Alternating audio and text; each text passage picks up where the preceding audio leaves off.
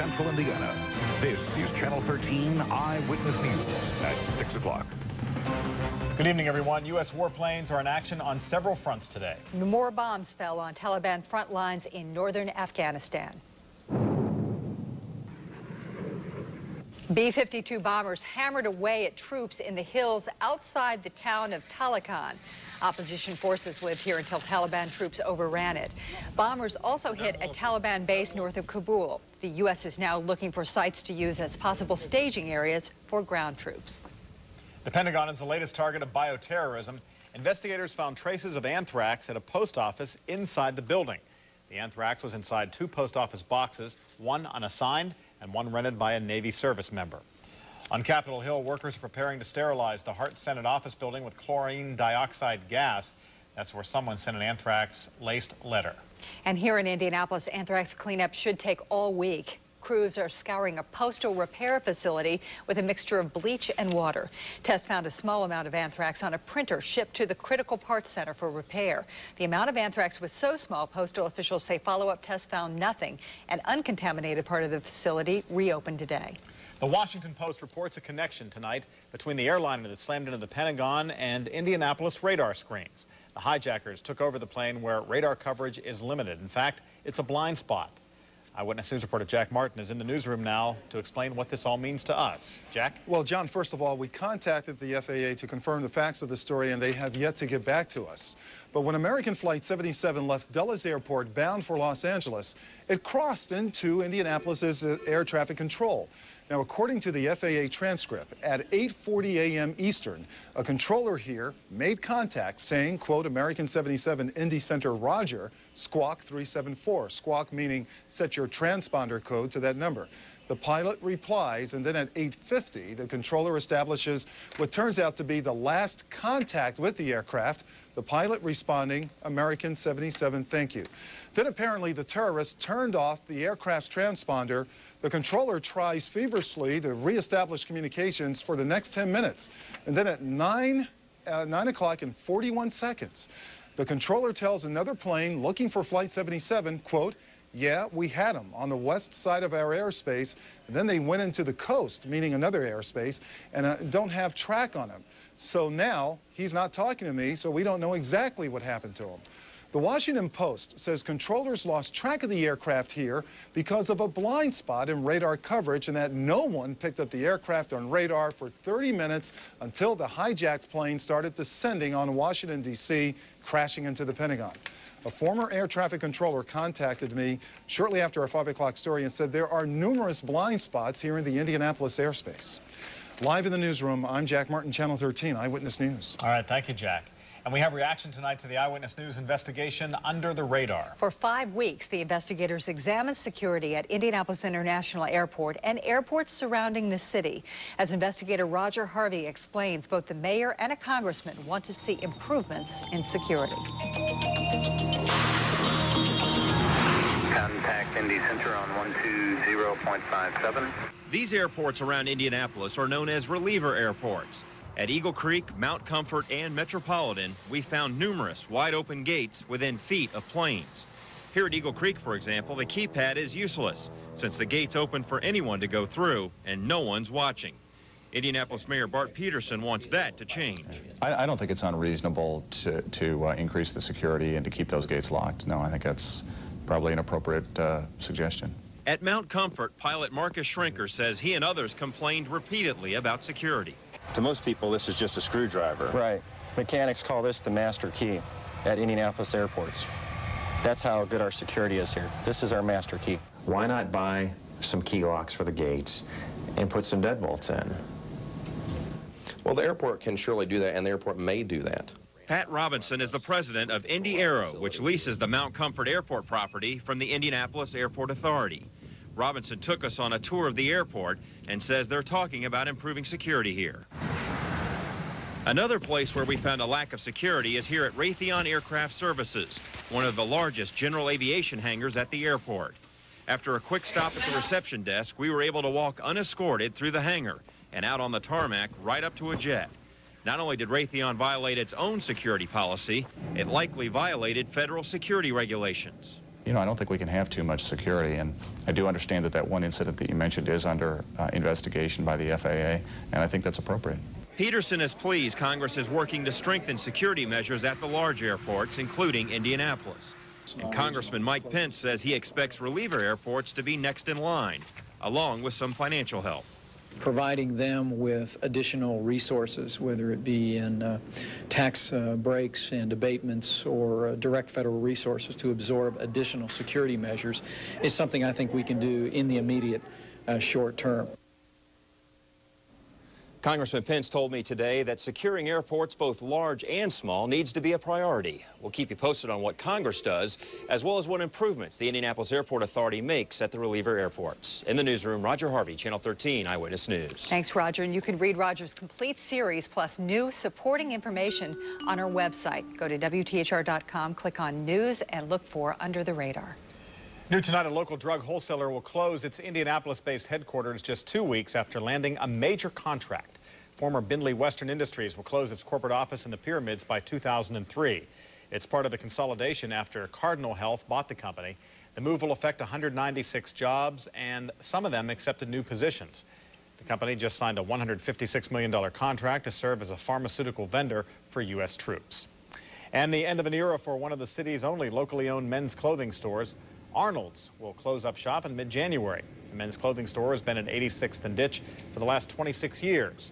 Arnold tells us he's 65, the lease is up, and he's ready for a change. He will continue to operate his custom shirt business and website. For the fourth month in a row, state revenues closed drastically below projections. That leaves the administration scrambling to cover its costs. Eyewitness News political reporter Kevin Rader explains how the cuts come at the expense of nursing homes and prescription drugs. We do not have enough money coming in, and we have a budget that's in crisis. Governor Frank O'Bannon got right to the point. With October tax revenues $67 million below projections, Indiana is now $200 million into the red. Some of those laid-off workers will have to turn to the state for help. That will further stress our budget. It's not news to me. I'm living it. Since being laid off after 17 years at American Transair, Gary Van Gelgerhuis has kept busy with the family, like picking up his granddaughter from preschool and applying for jobs. In fact, he left 7 resumes at an emergency job fair last week, so far receiving 1 reply. I'm out here without any health insurance. COBRA payment for my wife and I alone is $450 a month. O'Bannon has ordered the Family and Social Services Administration to look at Medicaid to cut costs, like shifting from long-term nursing care to home-based care, community-based care, and we need to move our system that way. And cut prescription drug costs as a way to trim $150 million from its current budget. It's an effort to spend within its means, something the administration and now many of its constituents have in common. The Lord opens doors and closes doors and opens windows, so I'm getting good at crawling through windows. And there is one window that the administration and Governor Frank O'Bannon may be looking through, and that has to do with education money. That's 55% of the state's budget. But as of this point, Governor O'Bannon says that's hands off and will only be a last resort. At the State House, Kevin Rader, Channel 13 Eyewitness News.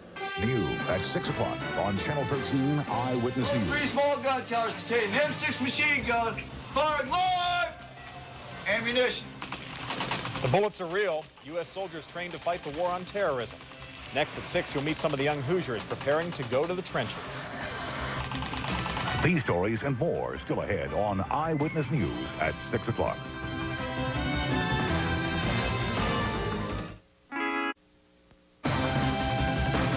Now, Ann Leiter, John Stair, Chris Wright's SkyTrack forecast, and sports with Dave Calabro. This is Channel 13 Eyewitness News at 6 o'clock.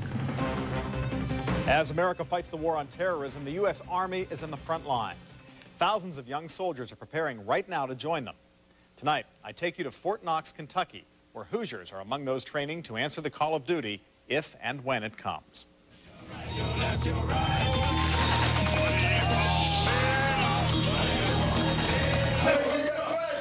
A soldier's wake-up call, signaling time to fall in and start the day. Recruits arrive so raw that some of them need help figuring out their right from their left. Left, first, 1, 2, your left. They line up in sweatsuits, ready for an hour of physical training. Sunrise still 2 hours away. And the drill sergeants don't make the early hour any easier. Basic training is a time-honored military tradition. Get here. Get outside. Get out. Get out. Recruits have to earn their breakfast, go through the line with military precision, and wait for the rest of the company to get their food before starting. So let's go. Scuff it down. Scuff it down. We'll taste it later. We'll taste it later. Reset.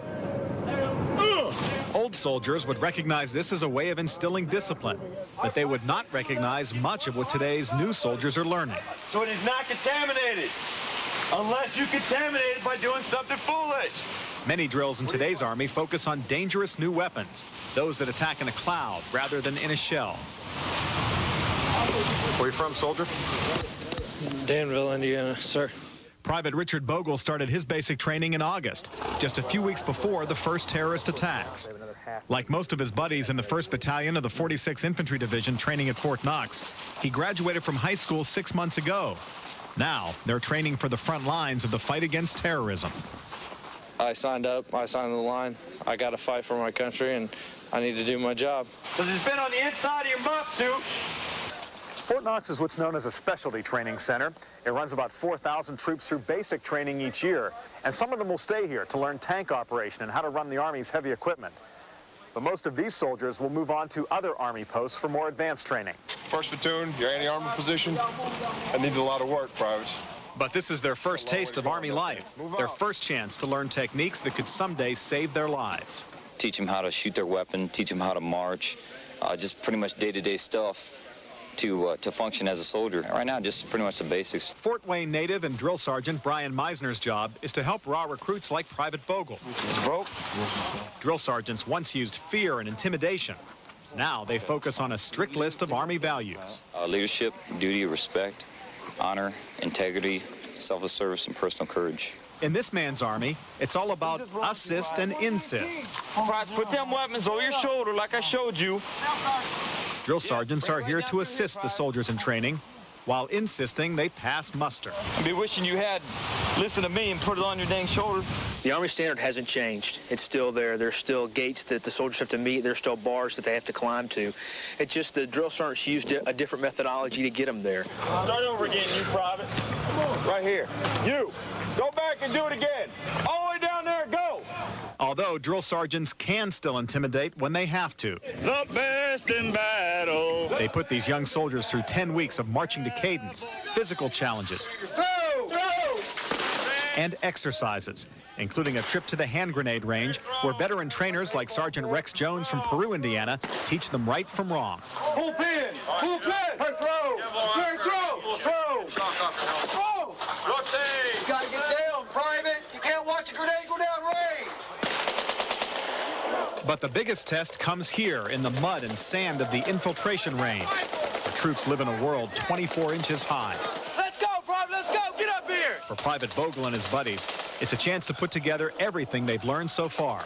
The training's hard. It's rough. I mean, but they're training us to do what we need to do and learn what we need to learn. It's hard enough in the twilight, but the trainers make them go through it again. This time, it's pitch dark, and the trainers will raise the stakes. Firing live. Ammunition. At this point, they've been training for 15 hours, already showing signs of fatigue. And the bullets flying overhead are real. Just like a football team, you want to practice like you play. When in the Army, we want to train like we fight. So the closest we can get to actual conditions would be to utilize live fire. Private Bogle was one of 6 Hoosier soldiers to successfully complete the course. It was different. It was an experience which I'll never forget. It was kind of scary. Very intense, sir. It made me think a lot of what I'm here for, the training I need to get while I'm here. My blood was flowing, got my heart beating. That's how it's going to be. I mean, I know they got it safer here, but in a real war, that's how the bullets will be coming, so I got to learn how to react to them. It's now 16 hours into their day and counting. The live fire exercise hasn't changed much over the years. World War II era soldiers went through it too. It's part of what binds today's soldiers to those who went before them. And another thing they have in common is people back home who worry about them. Tomorrow night, I'll talk with family members of the young Hoosiers who were training for Army careers. And they go through that live fire exercise 15 hours into their training? It's a long day. It's a long day. And it's probably one of the toughest days they have in basic training as well. Boy, what a way to get the adrenaline flowing. Thanks. Interesting report. Good shooting, too. Thank you. It's November, but you wouldn't know it. Beautiful weather. We hope it sticks around. Chris?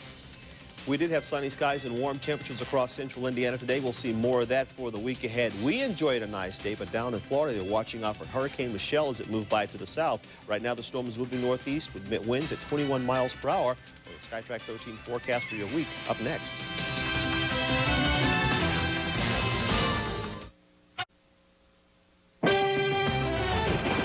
Chris Wright's SkyTrack forecast is approved by the American Meteorological Society.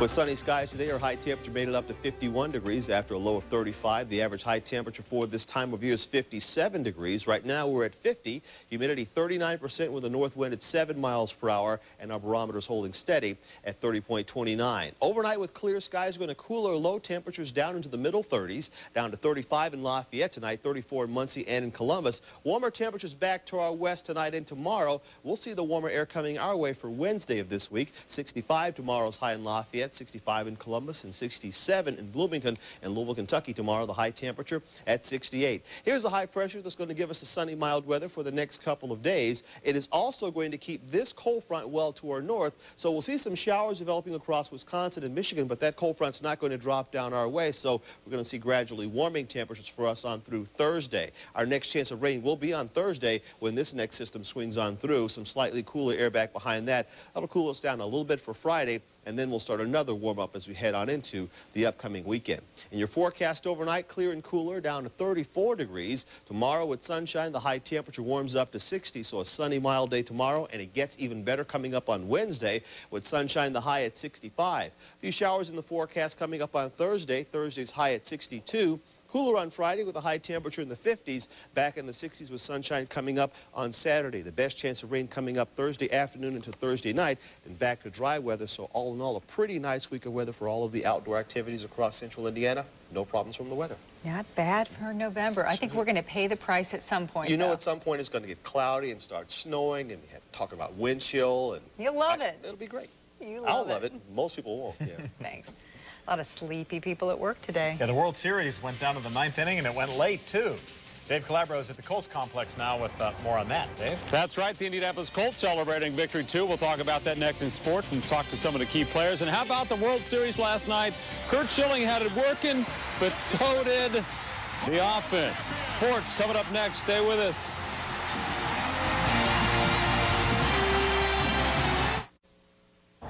Good evening, everybody. We're live outside the Colts complex. The guys heading home for a day of rest. Everybody feeling a little bit better about themselves after that strong victory against Buffalo. 2 victories in a row as they improved to 4-3. Of course, yesterday, the Edge had to sit this one out. Sprained knee, first time in his career, he did not start. Rookie Dominic Rhodes steps in for his first ever start. Here he is. The kid did a great job. 22 years old. He handled the pressure, had 100 yards rushing. And how about the defense? They created 6 sacks, 3 turnovers on the day, so it was a very balanced attack for the Indianapolis Colts, including this. Peyton Manning showing his blistering speed. The naked bootleg play works. The Colts win 30-14. We felt there were 2 must-wins for us on the road, both in tough conditions and tough places to play. Went out and got it done.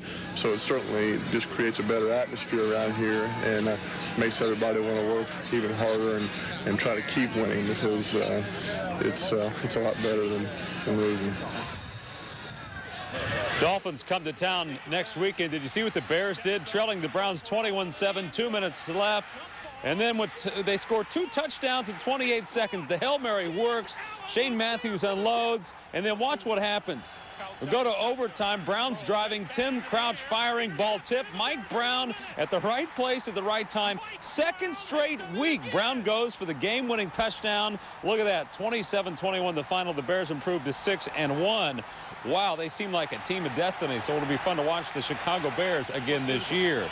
Well, the Arizona Diamondbacks continue to celebrate. tonight. They won the World Series last night. A fantastic World Series. All 7 games fun to watch. Last night's game went down to the final inning. A couple of key highlights. And go to the 8th inning. Arizona pitcher Curt Schilling works a tie game, but not for long. The Yankees take a 2-1 lead. Alfonso Soriano goes deep off Schilling. It's gone. It looked like the Yankees had this game won, didn't it? Go to the 9th inning. Bases loaded, 1 out for Luis Gonzalez. The Diamondbacks are world champions. Yeah, he finds a gap in the defense, dropping it a base hit. Jay Bell scores 3-2 as they win the World Series. Congratulations to the Diamondbacks. Well, as we first reported last night, Team Penske is coming back to the Indianapolis Motor Speedway. That's right, Penske will race in the Indy Racing League next year. A formal announcement expected later this week. Finally, tonight, you got to quickly check this out. This is kind of bizarre as we go back to football. The Saints player kind of lost his cool. Watch number 68 right here. Kyle Turley goes after a Jets player. The bottom of the pile. Turley would not stop. The officials had to get in the mix. The bottom of the pile, and watch Turley come shooting out of there with a Jets helmet. Turley cost his team the victory, and he was ejected from the game. You simply cannot act like that, especially when you're playing football. Back to you guys in the studio. We'll see you at 11 o'clock. Hey, doesn't the NFL have a rule on tattoos? Yeah, well, they need to have one, don't they? Jeez. Have a rule on everything else. You think they'd have a rule on that? Yeah. Quick look at weather. We'll have some clear skies for tonight across central Indiana, down to 34 tonight. Tomorrow with sunshine, the high at 60. All right. And tonight at 11, we'll tell you about this great book, free, available to Riley families and everybody. Interest rates are